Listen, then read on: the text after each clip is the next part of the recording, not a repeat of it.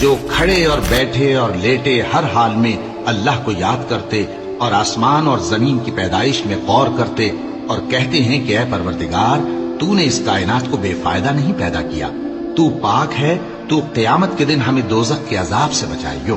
اے پروردگار جس کو تو نے دوزخ میں ڈالا اسے رسوا کیا اور ظالموں کا کوئی مددگار نہیں ہوگا۔ اے پروردگار ہم نے ایک پکارنے والے کو سنا کہ ایمان کے لیے پکار رہا تھا کہ اپنے پروردگار پر ایمان لاؤ، تو ہم ایمان لے آئے۔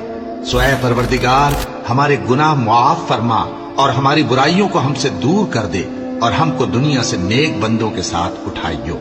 اے پروردگار تو نے جن جن چیزوں کے ہم سے اپنے پیغمبروں کے واسطے سے وعدے کیے ہیں وہ ہمیں عطا فرما اور قیامت کے دن ہمیں رسوا نہ کیجیو۔